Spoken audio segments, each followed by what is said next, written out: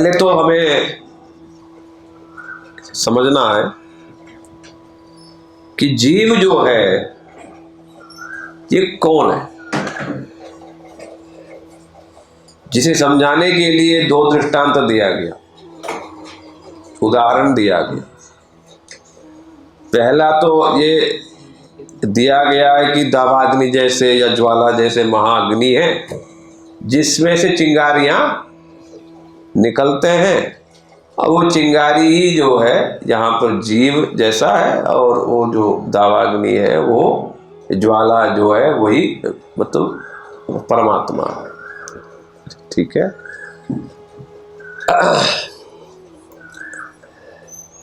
तो भी ये दृष्टांत पूर्ण नहीं है, तभी दूसरे दृष्टांतों को देना पड़ा। अतः सूर्य और सूर्य के कण, चित्तकण, ये दृष्टांत देना पड़ा, क्योंकि सूर्य और सूर्य के जो चित्तकण है, मतलब जो चिंगारी है वो बहुत ज्यादा होता नहीं, किंतु यहाँ पर सूर्य और सूर्य के जो किरण कण है वो कितना है, कोई गिनती नहीं। बिल्कुल वैसे ही सूर्य कौन हुए, भगवान हुए, और फिर उसके बाद जीव क्या हुए कि ये दो दृष्टांत तो जो है ये दिया गया। पहला क्या है, दावाग्नि वाला, दूसरा सूर्य। तो ये सूर्य वाला ये दृष्टांत ही सर्वांग सुंदर है, जिसमें कोई दोष नहीं। तो सूर्य है और सूर्य का किरण कण, तो इन दोनों में, सूर्य और सूर्य के किरण कण में, दोनों में आपस का संबंध क्या है? क्या संबंध है? सूर्य ही वो किरण है या सूर्य के किरण से, मतलब सूर्य से ये किरण कण भिन्न है? क्या यही वेदांत का, यही शास्त्रों का विचार का विषय है कि जीव जो है,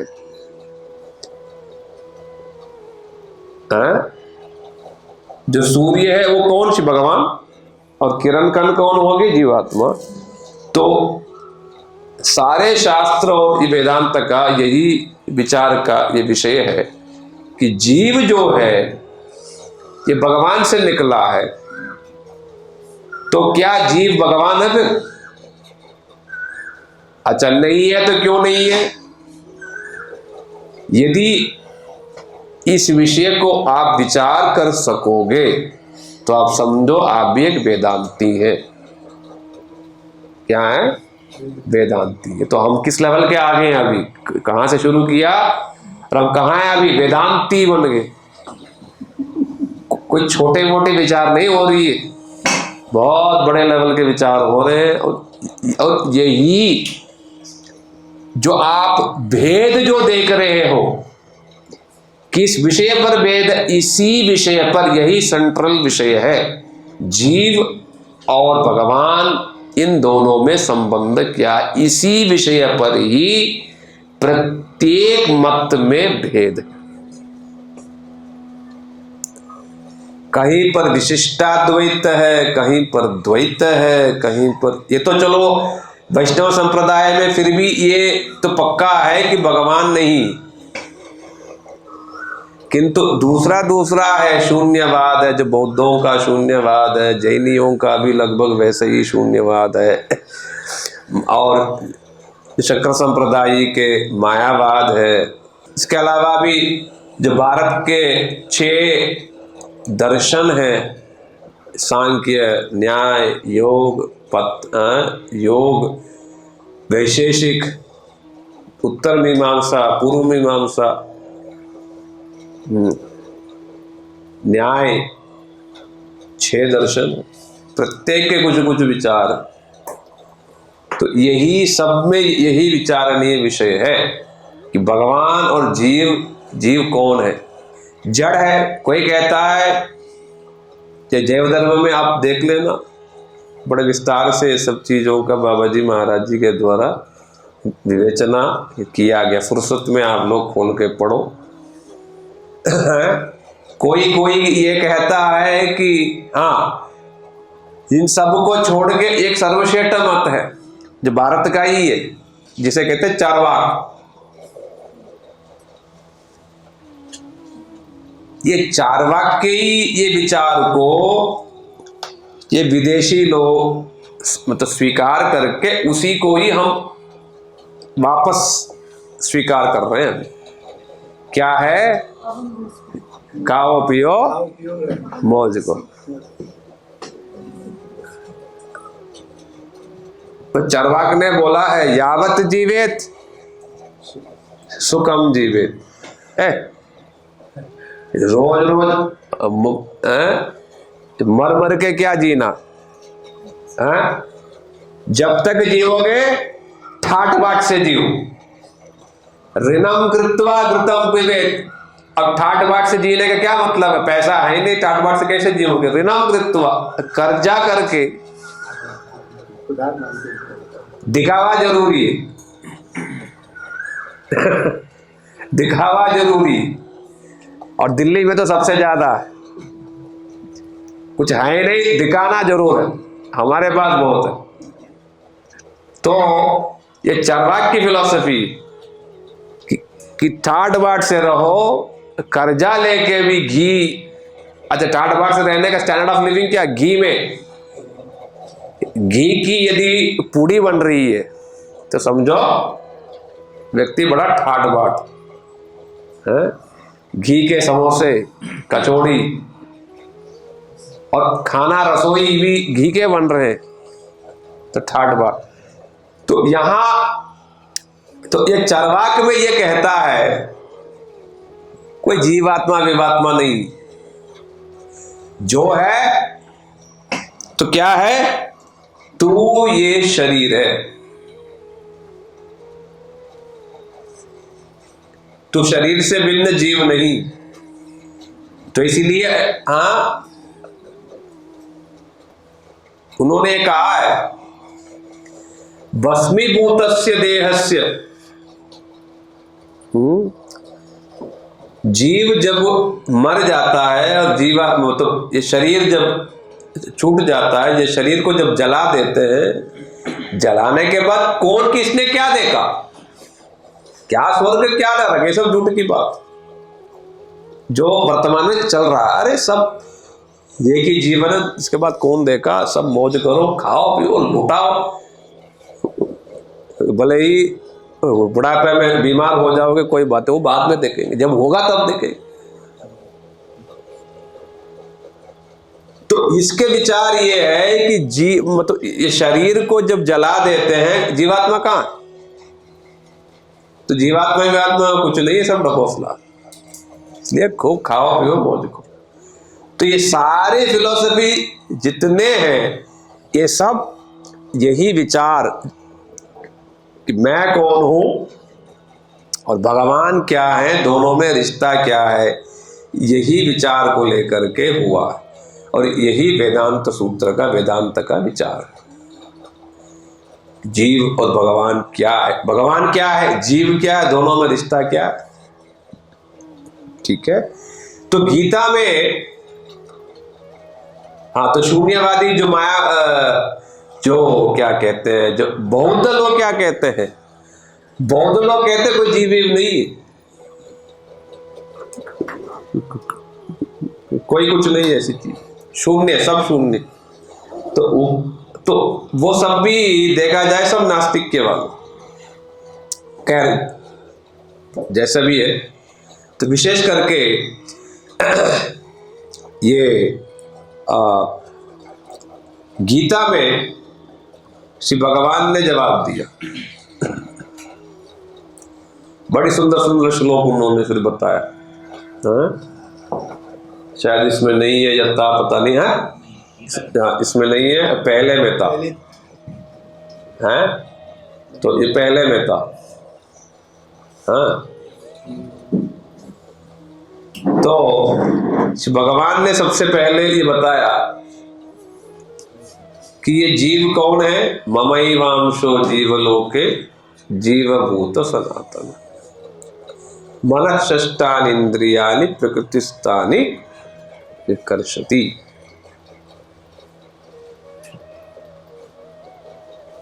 सुना है श्लोक? ममैवांशो जीवलोके जीवभूत सनातन। तो श्री भगवान ने यहां पर बताया, किंतु यहां पर थोड़ी सी पेच है। क्या है वो? यहां पर भगवान ने ये बता दिया है कि ममैवांश, उन्होंने बता दिया मेरा ही अंश है। पेच,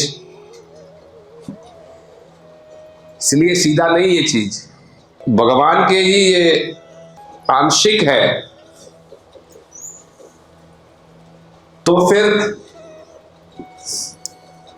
भगवान जैसे ही हो गए, फिर भगवान ही हुए या कैसा?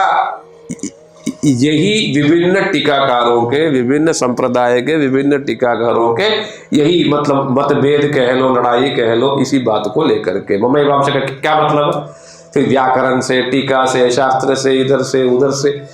तो चैतन्य महाप्रभु जी ने वहां पर समाधान देते हुए कहा कि ममैवांश में ये मतलब नहीं है कि मेरा ही प्रकाश। क्यों? जहां पर भगवान ही स्वयं ही बन जाते हैं तो वो फिर स्वांश कहला जाता है। स्वांश का मतलब निज, मतलब भगवान स्वयं बन जाते हैं, वो फिर भगवान ही होते हैं। जब भगवान ही परिणत होकर के कुछ रूप लेते हैं, वो भी भगवत तत्व ही होते हैं। जैसे श्री कृष्ण ही जब नरसिंह बन गई, कृष्ण ही जब राम बन गई, कृष्ण ही जब विष्णु हो गई, ये सब क्या? स्वांश प्रकाश, स्वांश यानी निज अंश। किंतु यहां पर वह स्वांश की बात नहीं हो रहा, क्योंकि हम जीव हैं। यदि सचमुच में ही यदि हम भगवान से ही निकले हैं, फिर भगवान को भूलते क्यों हम उनको भूलते? हम उनको नहीं भूलते। हम भूल रहे हैं, इसका मतलब क्या है? हम भगवान से भिन्न हैं। किंतु भिन्न है तो क्या है? जड़ तो है ही नहीं। माया जो सृष्टि तत्व जो जड़ है, जड़ तो है नहीं, फिर क्या है? भगवान भी नहीं है, जड़ भी नहीं है, फिर है क्या? इसी को कहते हैं विभिन्नांश। अर्थात समस्या का समाधान कर दिया। स्वांश नहीं कहा और माया भी नहीं कह दिया, वो भगवान से ही निकला है, किंतु भगवान भी नहीं है और भगवान से वेद भी है, यानी वेद भी है और वेद नहीं भी है।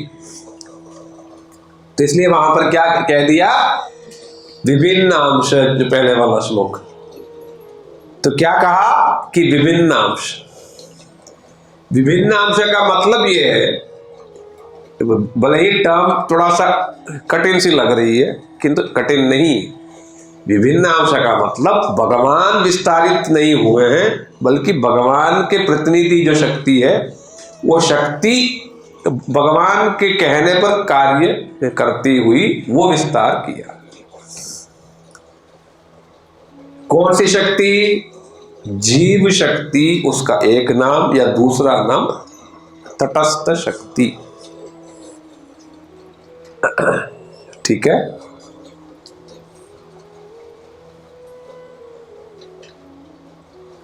तो ये तटस्थ शक्ति सुनने से पहले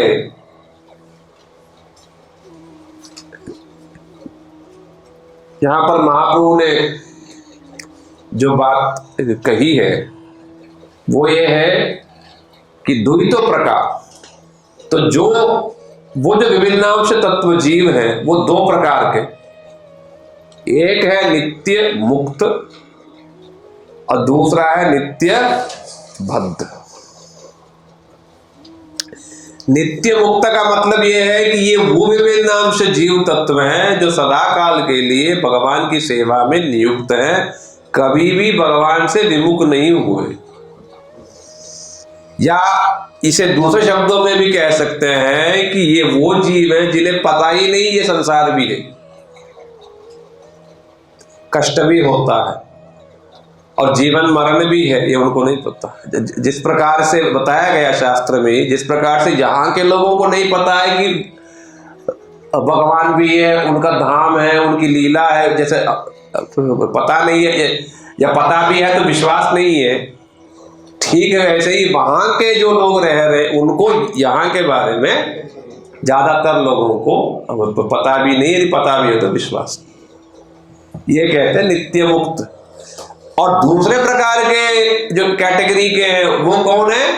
वो जीव जो सदाकाल के लिए भगवान से विमुख होने के कारण, भगवान के स्वराज्यत्व को स्वीकार नहीं करने के कारण,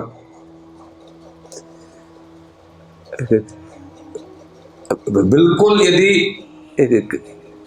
कड़वी शब्द कहने, ये तो केवल समझाने के लिए है किंतु कुछ कुछ सत्य भी है इसमें, किंतु है कड़वी है। जैसे नक्सलवादी, जैसे ये जो टेररिस्ट, लगभग वैसे ही समझ सकते हो, है देश में किंतु देश से कोई लेना देना नहीं। ठीक वैसे ही जब हम भगवान को नहीं मानते हैं, नहीं मानते, तब उन जीवों को फिर संसार में जो है लेके आते हैं, ठीक है, तब जो है, हाँ, तो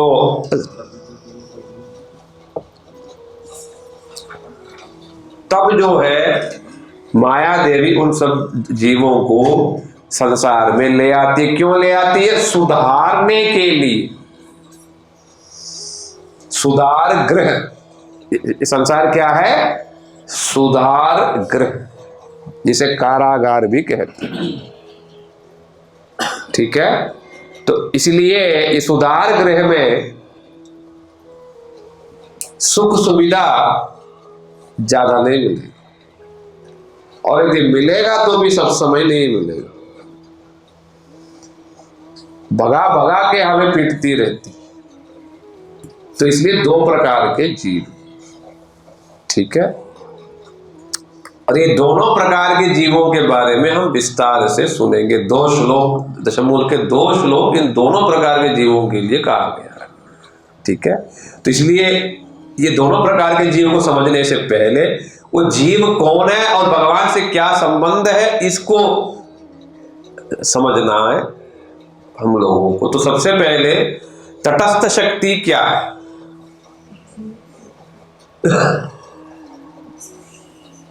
हाँ, वही पहले, हाँ बस।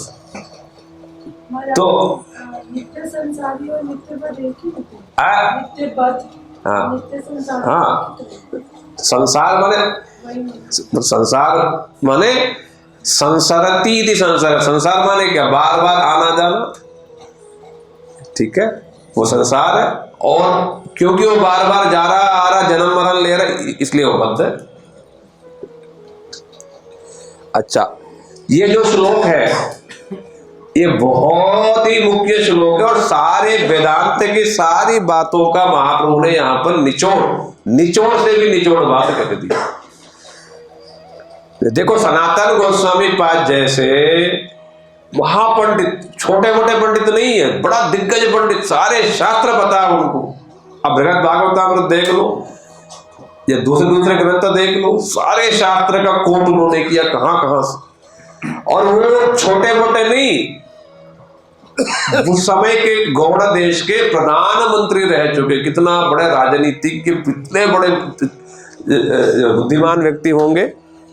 और वो महाप्रभु से काशी में मणिकर्णिका घाट में पूछ रहे हैं कि मैं कौन हूं।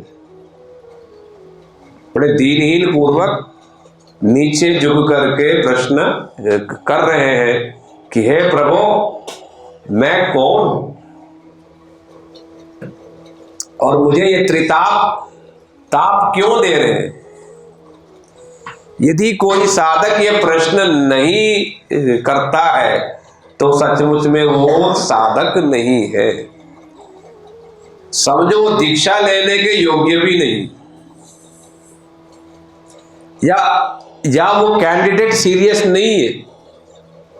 वो तो केवल भेड़ चाल के कारण या किसी ने फोर्स कर दिया ले ले ले ले ले, कुछ पता ही नहीं है कुछ। ये वैसा ही है जिसको भूख ही नहीं है, आप जबरदस्ती आप चप्पल वो खिला रहे हो। इसलिए ये प्रश्न करना फंडामेंटल, परमार्थ राज्य में या गुरु के पास जाने का फंडामेंटल ये प्रश्न है। यदि किसी को जानना ही नहीं मैं कौन हूं, मेरा काम क्या है, मैं क्या कर रहा हूं, फिर किस लिए आया, सिर्फ आपको टाइम वेस्ट कर रहे, ठीक है। या नहीं तो ज्यादातर लोगों ने बता दिया भाई लेना है, लेने से फिर नरक नहीं जाओगे, या लेना है, लेने से ये संसार के सुख वैभव मिल जाएगा, या लेने से दुख मिट जाएंगे। इन्हीं बहाने से हमने ले ली, किंतु इससे परमार्थ का कोई लेना देना नहीं है। यही फंडामेंटल यही है, मैं कौन हूं और मेरा क्या काम है।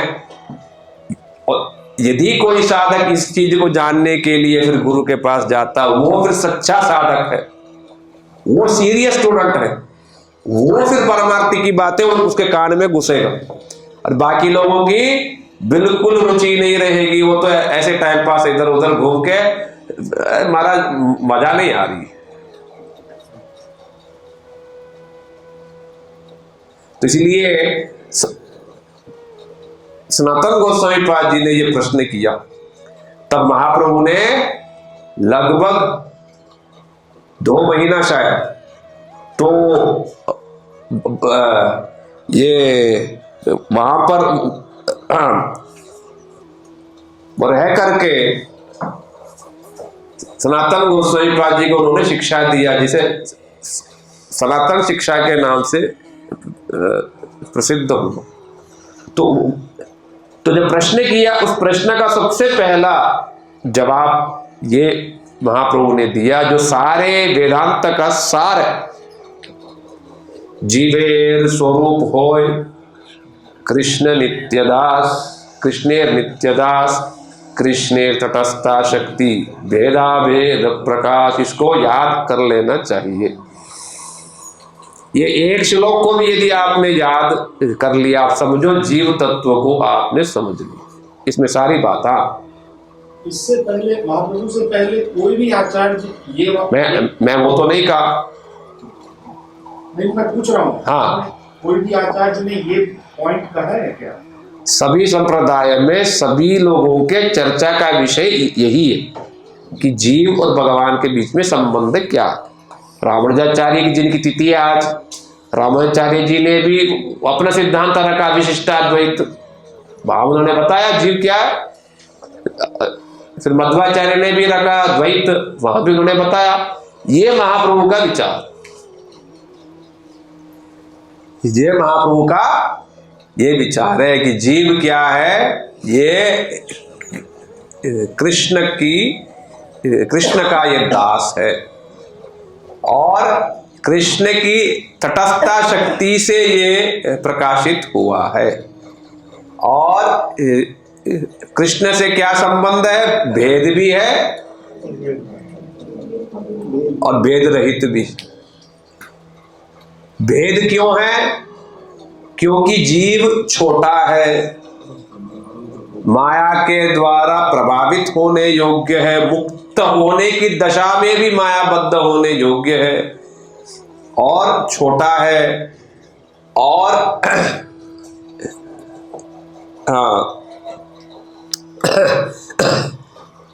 तटस्थ धर्म के कारण कभी इधर भगवान की तरफ या कभी माया की तरफ जाने योग्य है।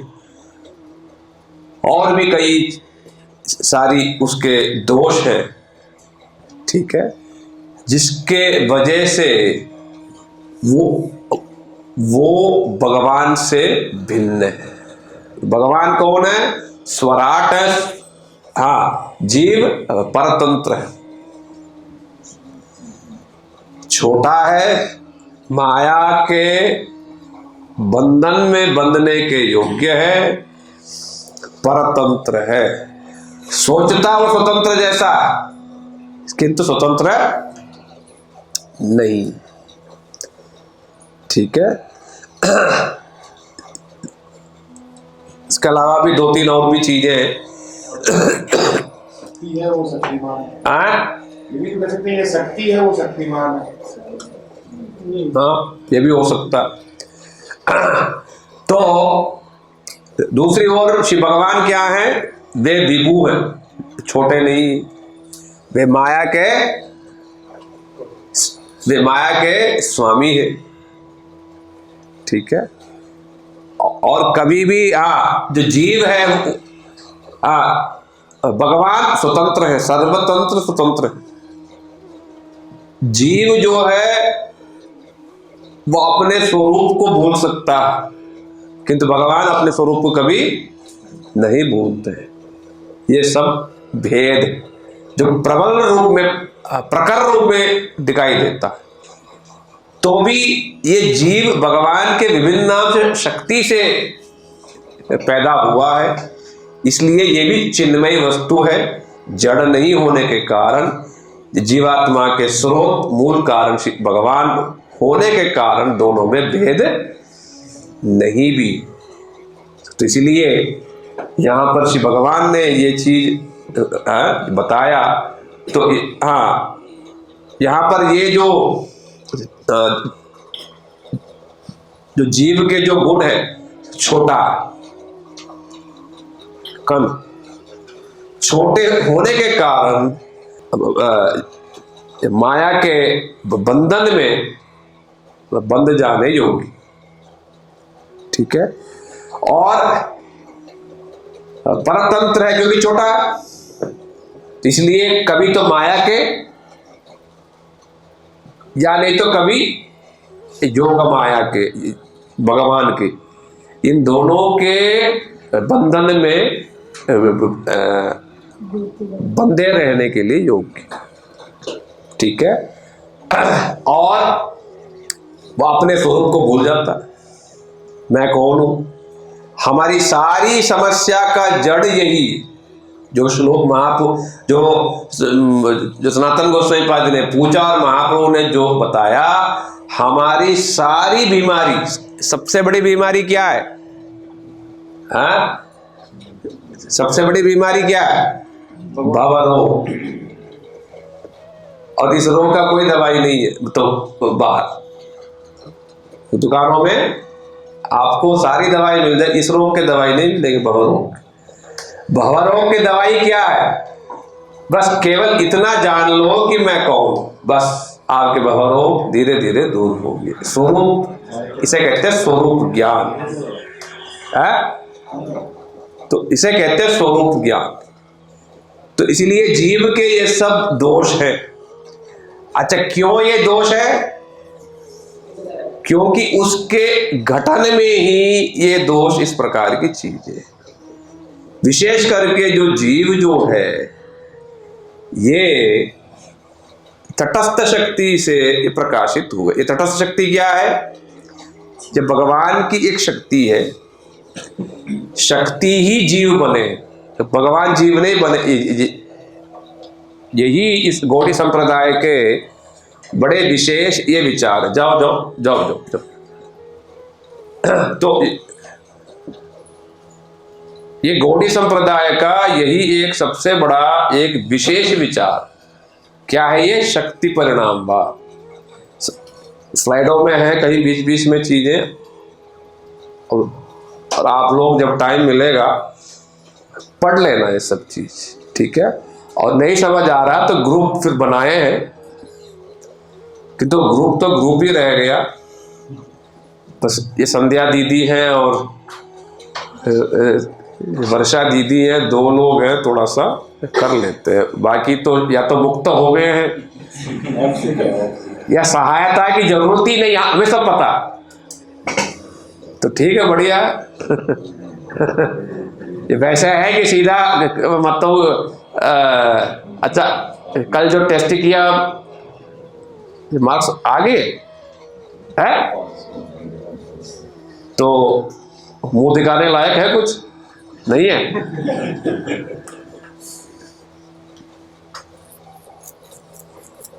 बिल्कुल नहीं है।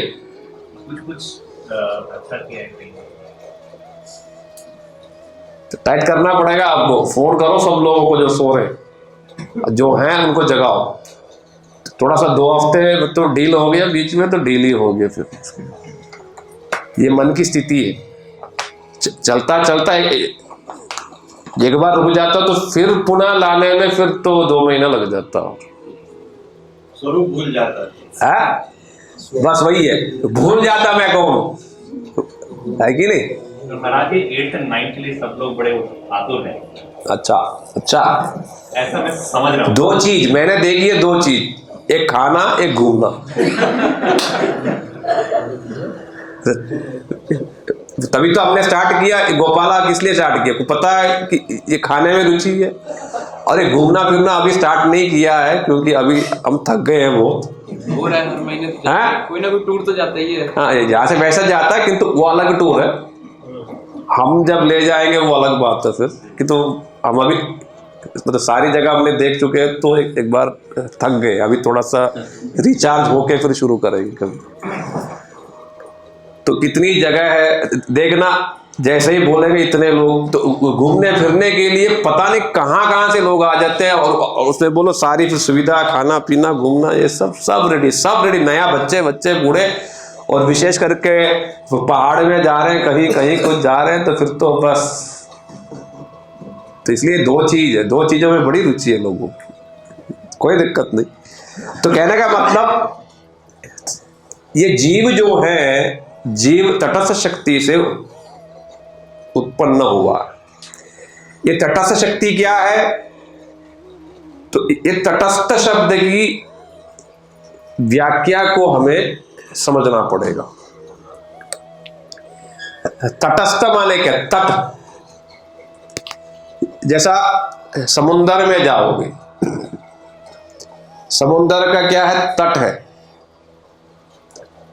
ठीक है। तटस्थ माने उस स्थान, जो तट जैसा उस स्थान से जीव प्रकट हुआ है। क्यों ऐसा कहा गया है, क्योंकि जब आप समुंदर में जाओगे, समुंदर में आप देखोगे कि 3 जगह है। पहला है समुंदर जिसमें पानी है, और दूसरा है जमीन जहां रेती है और बाकी चीजें हैं, और तीसरी जगह है जो बीच की है। कभी तो वो पानी के अंदर है, कभी तो वो जमीन के साथ। ये जो बीच की जो स्थिति है, कभी तो पानी के अंदर और कभी तो बाहर, इसी को कहते हैं तट। तो जीव भी ये बीच की जो स्थिति है, चित जगत जड़ जगत, इन दोनों के बीच में बीच की जो स्थिति है, उस स्थिति को ही तटस्थ कहते हैं। तटस्थ का मतलब यही है कि जो जीव जो तटस्थ शक्ति से पैदा हुआ है, उसके पास 2 विकल्प हैं। क्या विकल्प है, या तो वो भगवान के चित जगत में जा सकता है, या तो वो मायिक जगत में प्रवेश कर सकता है।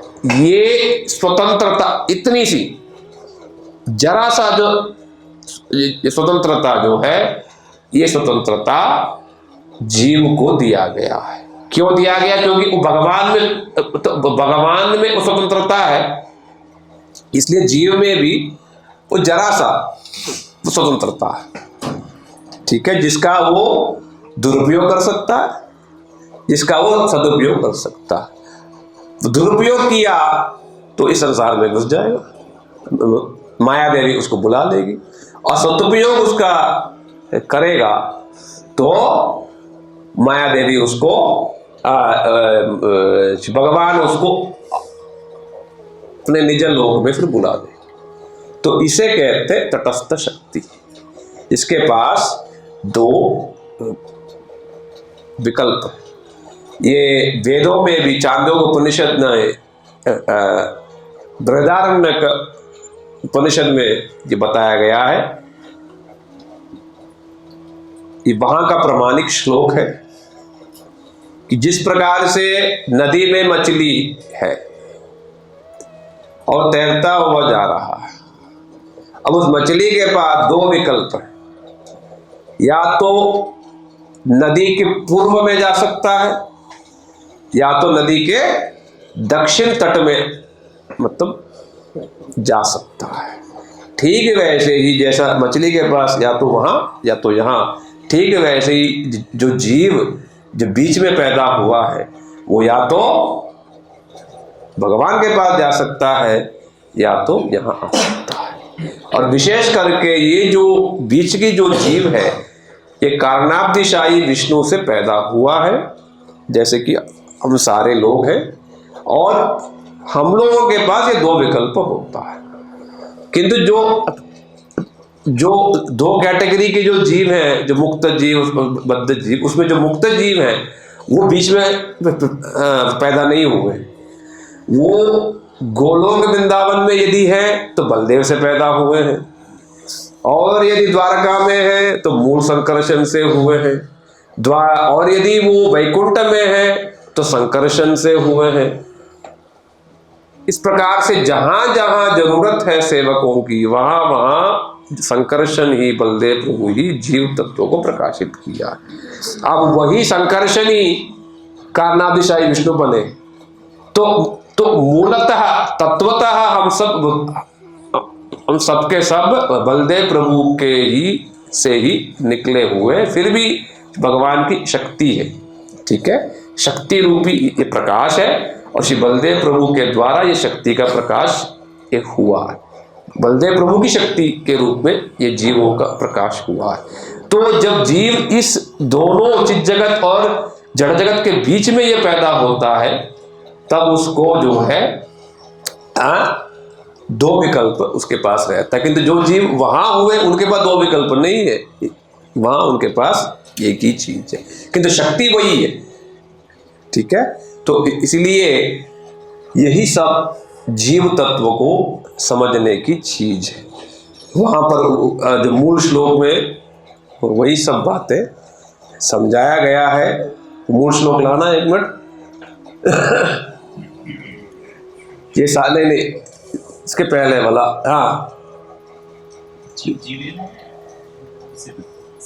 दशमूल का,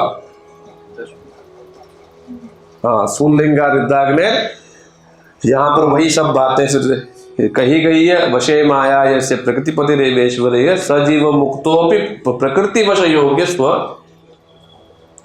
गुणतः।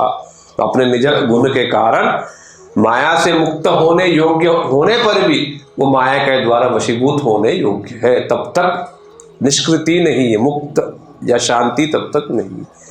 ठीक है, यही सब जीव का गुण है। इसके बाद हम जो नेक्स्ट क्लास में जो है हम लोग जो इसमें बद्ध जीव है वो बद्ध क्यों हुआ, किस प्रकार से हुआ, माया उसको कैसे कैसे किया, वो ये जो श्लोक है सारा, माया भूली है कृष्ण भूली से जीव अनादि बहिर्मुख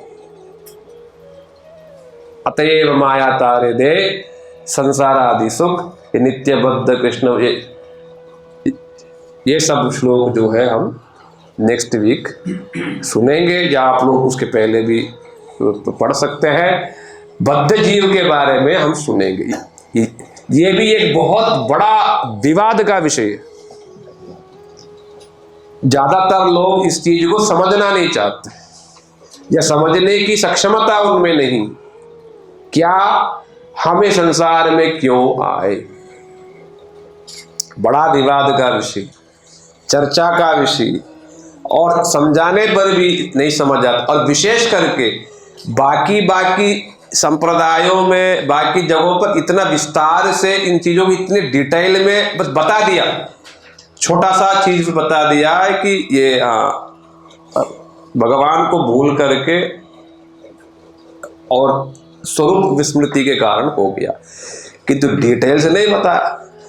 भक्तिनाथ ठाकुर जी ही है जैवधर्म में बड़े विस्तार से एक एक चीज का उन्होंने जवाब दिया, बड़े सुंदर तरीके से दिया। तो इसलिए यदि किसी के मन में खलबली मच रही है, कौतूहल है जानने का, तो जैवधर्म खोलो और जो दशमूल की इन सब चीजों को पढ़ो। और जिसके अंदर खलबली है वो तो पढ़ के समझ के फिर सोएगा,